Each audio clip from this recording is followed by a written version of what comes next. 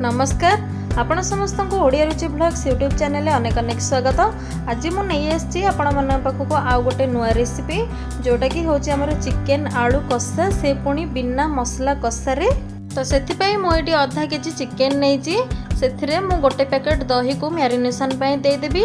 तापर से देदेवी किसी कटा पियाज, गोटे पैकेट अदा रसुण पेस्ट, स्वाद अनुसार देदेवी लुण, गोटे चामच हल्दी गुंड, गोटे चामच लंका गुंड, गोटे चामच धनिया गुंड, गोटे चामच जीरा गुंड, गोटे चामच गरम मसला आउ गोटे चामच चिकेन मसला को दे ए सब को भल भाव में टिके गोले नबा। तापरे से किछि कटा धनिया पत्र एवं किछि कटा कंचा लंका को दे किछि समय पई मैरिनेशन हबा को छाड़ दबा।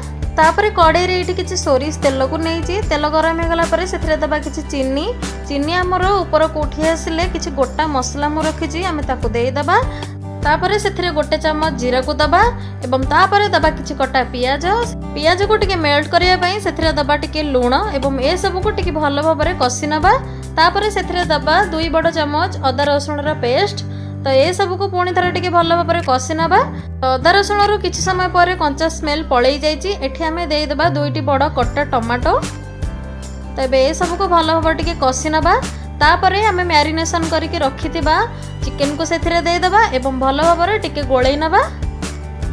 तो ये पाखापाखि 10 मिनिट हो जाइए। एबे आमे किछि काटी रखिथिबा आलू को सेथिरे देई देबा एवं ए सब को भल भाव में टिके पुणी थरे गोळेई नबा।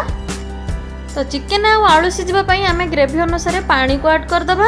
तापरे आपको एबे किछि समय पई कुक हबा को छाड़ दबा। तो ये पाखापाखि 10 मिनिट हो जाइए आ हमर चिकेन आलू कषा पूरा रेडी हो जाइए। एबे आमे सेथरे किछि कटा धनिया पत्र को देई गोटे जगह को सर्व करनबा। आशा करछि आजिर वीडियोटी आपण मानको पसंद आसीथिबो।